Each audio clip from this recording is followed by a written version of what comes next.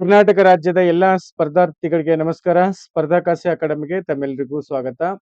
ಬೆಳಗ್ಗೆಯಿಂದ ಇಲ್ಲಿಯವರೆಗೆ ಸರಿಸುಮಾರು 1,500 ಕರೆಗಳು ನಿನ್ನೆ ಬಿಟ್ಟಿರ್ತಕ್ಕಂಥ ಡ್ರಾಫ್ಟ್ ಮೇಲೆ ಬಂದಿದೆ. ಸೊ ಈ ವಿಚಾರವಾಗಿ ಒಂದಿಷ್ಟು ಕ್ಲಾರಿಫಿಕೇಶನ್ ನ ಕೊಡ್ತಾ ಇದ್ದೀನಿ ಸ್ನೇಹಿತರೆ. ಯಾಕಂತಂದ್ರೆ ಈ ಬಿಟ್ಟಿರ್ತಕ್ಕಂಥ ಕರಡು ನಿಯಮದಲ್ಲಿ ಏನಿದೆ ಅಂತಂದ್ರೆ ಸುಮಾರು ಏನಪ್ಪಾ ಅಂದ್ರೆ ಗೊಂದಲಗಳಿಂದ ಈ ಕರಡು ನಿಯಮ ಕೂಡಿದೆ. ಏನೆಲ್ಲ ಕ್ರೈಟೀರಿಯಾ ಇದೆ ಮತ್ತೆ ಈ ಒಂದು ಕರಡನ್ನು ನೋಡಿದಾಗ ಬಹಳಷ್ಟು ಶಿಕ್ಷಕ ಆಕಾಂಕ್ಷಿಗಳಿಗೆ ಗಾಬರಿ ಆಗುವಂತದ್ದು ಸಹಜವಾಗಿರುತ್ತೆ. ಯಾಕಂದ್ರೆ ಇವನ್ KS ಎಕ್ಸಾಮ್ ಅನ್ನ ಆರಾಮಾಗಿ ಪಾಸ್ ಮಾಡ್ಬೋದು. ಬಟ್ ಈ ಒಂದು ಟೀಚರ್ ಎಕ್ಸಾಮ್ಸ್ ಗಳಿಗೆ ತುಂಬಾ ಕ್ರೈಟೇರಿಯಾ ಮಾಡಿರ್ತಕ್ಕಂಥದ್ದು. ಸೊ ಒಟ್ಟು ಯಾವುದೇ ಒಂದು ಪೋಸ್ಟ್ ಗಳಿಗೆ ನೀವು 400 ಅಂದ್ರೆ ಯಾವುದೇ ಹುದ್ದೆ ಈಗ PSTR GPT HSTR ಏನ್ ಮಾದರಿಗಳಿದಾವಲ್ಲ ಇವುಗಳಿಗೆ ಯಾವುದೇ ಪರೀಕ್ಷೆಯನ್ನು ಕಂಡಕ್ಟ್ ಮಾಡಿದ್ರು ಸಹಿತ 400 ಅಂಕಗಳಿಗೆ ನಿಗದಿಯನ್ನ ಮಾಡಿರ್ತಕ್ಕಂಥದ್ದು. 150 ಫಸ್ಟ್ ಪೇಪರು, 150ರಲ್ಲಿ ಸೆಕೆಂಡ್ ಪೇಪರ್ದಲ್ಲಿ 50 ಅಂಕ MCQ, 100 ಪೇಪರ್ 100 ಮಾರ್ಕ್ಸ್ಗೆ ಡಿಸ್ಕ್ರಿಪ್ಟಿವ್ ಮತ್ತೆ ಮೂರನೇ ಪೇಪರ್ದಲ್ಲಿ ಸ್ವಲ್ಪ ಏನಪ್ಪಾ ಅಂದ್ರೆ ಗೊಂದಲ ಸ್ಟಾರ್ಟ್ ಆಗಿದೆ. ಏನಕ್ಕಾಗಿ ಗೊಂದಲ ಇದಂದ್ರೆ ಅಲ್ಲಿ 50 ಅಂಕಗಳಿಗೆ ಕನ್ನಡ, ಇನ್ನು 50 ಅಂಕಗಳಿಗೆ ಇಂಗ್ಲಿಷ್ ಅನ್ನ ನಿಗದಿ ಮಾಡಿರ್ತಕ್ಕಂಥದ್ದು. ಇದೊಂಚೂರು ಆರ್ಟ್ಸ್ ಬ್ಯಾಕ್ಗ್ರೌಂಡ್ ಇರ್ತಕ್ಕಂಥ ಸ್ಪರ್ಧಾರ್ಥಿಗಳಿಗೆ ಸ್ವಲ್ಪ ಸಮಸ್ಯೆ ಉಂಟಾಗಿದೆ. ಅಂದ್ರೆ ಟಿಕ್ ಮಾರ್ಕ್ಸ್ ಹಾಕಕ್ಕೆ ನಮ್ಗೆ ಆಗೋದಿಲ್ಲ. ಸೊ ಅಂತದ್ರಲ್ಲಿ ನಾವು ರೈಟಿಂಗ್ ಬರಿಬೇಕು ಅಂದ್ರೆ ಕಷ್ಟ ಆಗತ್ತೆ.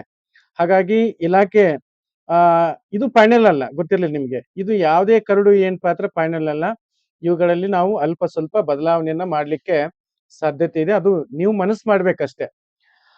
ಈ ಮೂರನೇ ಪೇಪರ್ದಲ್ಲಿ ನೋಡಿದಾಗ 50 ಅಂಕಗಳು ಅಂದ್ರೆ ಲ್ಯಾಂಗ್ವೇಜ್ ಅನ್ನ ಟೆಸ್ಟ್ ಮಾಡ್ತಕ್ಕಂಥದ್ದು. ಒಬ್ಬ ಶಿಕ್ಷಕನಿಗೆ ಭಾಷಾ ಸಾಮರ್ಥ್ಯ ಎರಡು ಕನ್ನಡ ಮತ್ತು ಇಂಗ್ಲಿಷ್ ಅನ್ನ ಟೆಸ್ಟ್ ಮಾಡುವಂತ ಒಂದು ಎಕ್ಸಾಮ್ಸ್ ಇದು. ಹಾಗಾಗಿ ಇರ್ಲಿ ಯಾವುದೇ ಒಂದು ಕ್ರೈಟೇರಿಯನ್ನ ಮಾಡ್ಲಿ, ಬಟ್ ಅದಕ್ಕೆ ಒಂದು ಸ್ವಲ್ಪ ನಿಯರೆಸ್ಟ್ ಆಗಿರ್ತಕ್ಕಂಥ ಕ್ರೈಟೇರಿಯಾ ಇಡಬೇಕಾಗಿತ್ತು. ಇಲ್ಲಿ ಇಂಗ್ಲಿಷ್ ಇರ್ತಕ್ಕಂಥ ಸ್ಪರ್ಧಾರ್ಥಿಗಳಿಗೆ ಇದೊಂದು ಒಳ್ಳೆ ಅವಕಾಶ. ಬಟ್ ಆರ್ಟ್ಸ್ ದವ್ರಿಗೆ ಇದು ಸಮಸ್ಯೆ ಆಗತ್ತೆ. ಹಾಗಾಗಿ ಇದೊಂದು ಚೇಂಜಸ್ ಆಗ್ಬೇಕು. ಏನ್ ಚೇಂಜಸ್ ಆಗ್ಬೇಕು ಅಂತಂದ್ರೆ ಈ ಹಿಂದೆ ಮಾದರಿ ಯಾವ್ದಿತ್ತಲ್ಲ 100 ಅಂಕಗಳಿತ್ತಲ್ಲ ಅದೇ ಮಾದರಿಯಲ್ಲಿ ಇದು ಆಗ್ಬೇಕು. ಮತ್ತೊಂದು ಮುಖ್ಯವಾಗಿರ್ತಕ್ಕಂಥ ವಿಚಾರ ಏನು ಅಂತಂದ್ರೆ ಇದು ಆಗ್ಬೇಕು ಅಂದ್ರೆ ಅದಕ್ಕಿಂತ ಮುಂಚೆ ಇದು ಆಗ್ಬೇಕು ಅಂತಂದ್ರೆ ನೀವೆಲ್ಲ ಏನು 15 ದಿನಗಳ ಕಾಲಾವಕಾಶ ಕೊಟ್ಟಿದ್ದಾನೆ.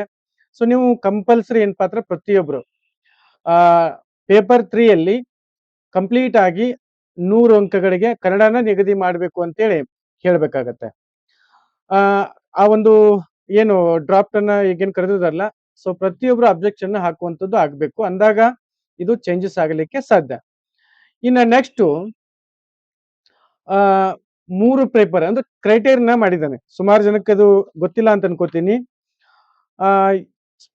ಅಭ್ಯರ್ಥಿಯು ಯಾವುದೇ ಮೀಸಲಾತಿ ವರ್ಗಕ್ಕೆ ಸೇರಿದಾಗಿದ್ರೂ ಸಹಿತ ಆಯ್ಕೆಗೆ ಪರಿಗಣಿಸಲು ಅಂದ್ರೆ ಯಾವುದೇ ಇಲ್ಲಿ ಕ್ಯಾಟಗರಿ ಕಾಸ್ಟ್ ಅಂತೇಳಿ ಬರುವುದಿಲ್ಲ.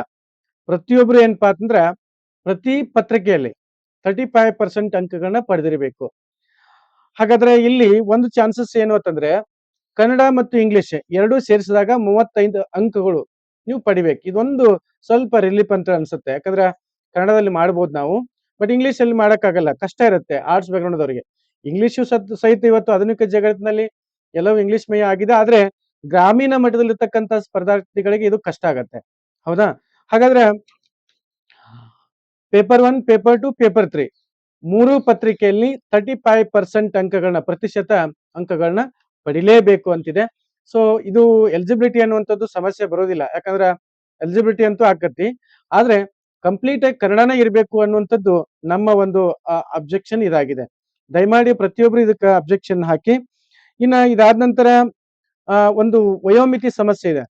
ವಯೋಮಿತಿದು ಏಜ್ ತುಂಬಾ ಜನ ಕನ್ಫ್ಯೂಸ್ ಮಾಡ್ಕೋತಾ ಇದ್ರಿ. ಹೇಳಿದ್ರು ಸಹಿತ ನಿಮ್ಗೆ ಅರ್ಥ ಆಗ್ತಿಲ್ಲ.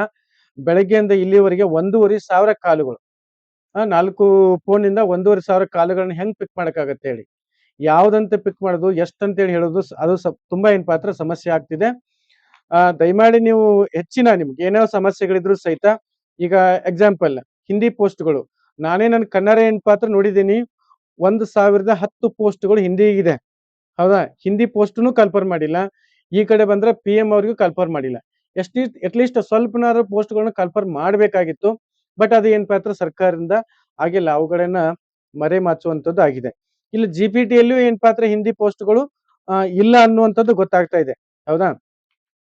ಇನ್ನ ಇದಾದ ನಂತರ ಇನ್ನು ಸುಮಾರು ಈಗ ವಯೋಮಿತಿ ಹೇಳ್ತಾ ಇದ್ದೆ.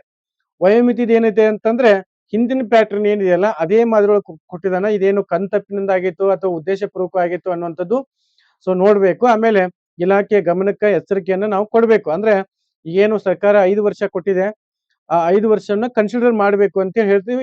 ಇದನ್ನ ಮಾಡಿಸ್ತೀವಿ, ಇದೇನು ಸಮಸ್ಯೆ ಇಲ್ಲ, ಇದೇನು ಅಂತದೊಂದು ದೊಡ್ಡ ಸಮಸ್ಯೆ ಏನಲ್ಲ. ಇನ್ನು ಇದಾದ ನಂತರ ಮತ್ತೊಂದು ವಿಚಾರ ಏನು ಅಂತಂದ್ರೆ PSTRದು ಇದಕ್ಕೆ ನಾವು PSTRಗೆ ಸಪರೇಟ್ ಆಗಿ ಒಂದು ವಿಡಿಯೋ ಮಾಡ್ತೀನಿ.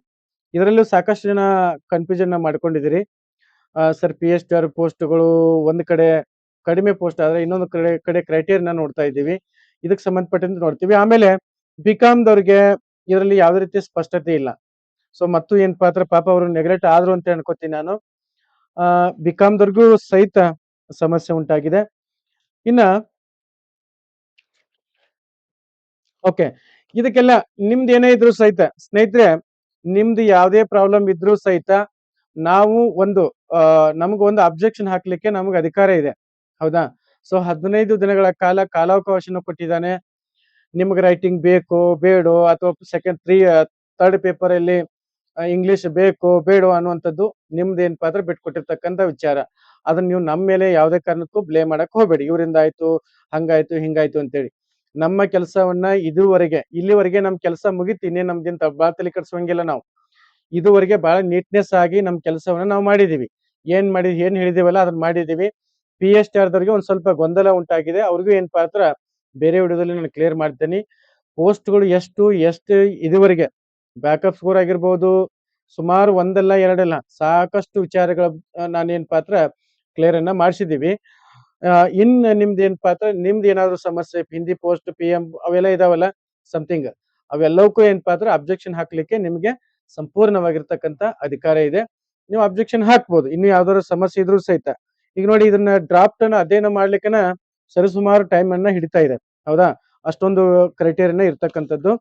ಆಮೇಲೆ ಇನ್ನ ಸ್ಪರ್ಧಾತ್ಮಕ ಪರೀಕ್ಷೆ ಯಾವಾಗ ನಡೆಯುತ್ತೆ ಅಂತ ಕೇಳ್ತಾ ಇದ್ರಿ. ಆಗಸ್ಟ್ ತಿಂಗಳಲ್ಲಿ ನಡೆಯುತ್ತೆ. August 3rd week 4th week ಹಿಂಗೆ ಏನಪ್ಪಾ ಅಂದ್ರ ಕನ್ಫರ್ಮ್ ಆಗತ್ತೆ. ದಯವಿಟ್ಟು ಇನ್ನೆಲ್ಲರೂ ಏನಪ್ಪಾ ಅಂದ್ರ ಜಾಗೃತರಾಗ್ರಿ. ನೇಮಕಾತಿ ಸ್ಟಾರ್ಟ್ ಆಗತ್ತೆ. ನಿಮ್ಗೆ ಆಲ್ರೆಡಿ ಇರ್ತಕ್ಕಂಥ ವಿಚಾರ ಸ್ಪರ್ಧಾಕಾಶಿ ಅಕಾಡೆಮಿಯಲ್ಲಿ ಸಾಕಷ್ಟು ಜನ ಜಾಯ್ನ್ ಆಗಿದ್ರಿ. ಯಾಕಂದ್ರೆ ಅತ್ಯುತ್ತಮವಾಗಿರ್ತಕ್ಕಂಥ ತರಗತಿಗಳು ನಮ್ಮಲ್ಲಿ ನಡೀತಾ ಇದ್ದಾವ, ಅದು ಕಡಿಮೆ ಪ್ರೈಸ್ ಅಲ್ಲಿ. ಸೊ ಇಂಟ್ರೆಸ್ಟ್ ಇದ್ದವರು ಈ ಕೆಳಗೆ ಕಾಣ್ತಕ್ಕಂಥ ನಂಬರ್ಗಳಿಗೆ ಕರೆ ಮಾಡಬಹುದು. ಮತ್ತೆ ಪ್ಲೇಸ್ಟೋರ್ಗೆ ಹೋದ್ರೆ ನಮ್ದು ಆ್ಯಪ್ ಸಿಗತ್ತೆ, ಅಲ್ಲಿ ಉಚಿತ ಮತ್ತು ಪೇಯ್ಡ್ ಕ್ಲಾಸ್ಗಳನ್ನ ಕೇಳ್ಬೋದು. ಟೆಸ್ಟ್ ಸೀರೀಸ್ ಇರುತ್ತೆ, PDF ನೋಟ್ಸ್ ಇರುತ್ತೆ, ಪ್ರಿಂಟ್ ತಗೋಬಹುದು. ಆಮೇಲೆ ಮೆಂಟರ್ಶಿಪ್ ಇರುತ್ತೆ. ನೀವು ಅಪಾಯಿಂಟ್ ಆಗುವವರೆಗೂ ಏನಪ್ಪಾ ಅಂದ್ರ ನಿಮ್ಮ ಜೊತೆ ನಮ್ಮ ಒಂದು ಅಕಾಡೆಮಿ ಮತ್ತೆ ನಮ್ಮ ಒಂದು ಟೀಮ್ ಸದಾ ಏನಪ್ಪಾ ಅಂದ್ರ ಬೆಂಬಲವಾಗಿರುತ್ತೆ. ಹೆಚ್ಚಿನ ಮಾಹಿತಿಗಾಗಿ ಟೆಲಿಗ್ರಾಮ್ ಗ್ರೂಪ್ ಇದೆ, ವಾಟ್ಸ್ಆಪ್ ಗ್ರೂಪ್ ಇದೆ. ಇನ್ನೂ ಏನಾದರೂ ಸಮಸ್ಯೆ ಇದ್ರೂ ಸಹಿತ ಹೇಳಿ, ಒಂದ್ಸಲ ಏನಪ್ಪಾ ಅಂದ್ರ ಅದನ್ನ ಕ್ಲಾರಿಫಿಕೇಶನ್ ಮಾಡೋಣ. ಆಮೇಲೆ ನಮ್ಮ ಸಂಘಟನೆ ವತಿಯಿಂದ ನಮ್ಮ ಸಂಘಟನೆ ಏನಕ್ಕಾಗಿ ಬೇಕು ಅನ್ನುವಂಥದ್ದು ಇವಾಗ ಸುಮಾರು ಜನರಿಗೆ ಅರ್ಥ ಆಗತ್ತೆ. ಯಾಕಂದ್ರೆ ಸಂಘಟನೆ ಅಂದ್ರೆ ಹೋದ್ರೂ ಸಹಿತ ಅದಕ್ಕೆ ಒಂದು ಬೆಲೆ ಬರುವಂತದ್ದು.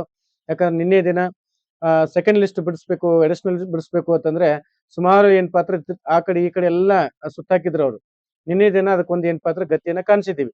ನೆಕ್ಸ್ಟ್ ಸ್ಟೆಪ್ ಏನಪ್ಪಾ ಅಂದ್ರ ಅದನ್ನ ಸೆಕೆಂಡ್ ಲಿಸ್ಟ್ ಬಿಡಿಸುವಂತದ್ದು ಆಗತ್ತೆ. ನೋಡ್ತಾ ಇರಿ, ನೀವು ಬೇಕಾದ್ರೆ ಹೇಳ್ತೀನಿ ನಾನು ಈ ಒಂದು ಸಂದರ್ಭದಲ್ಲಿ.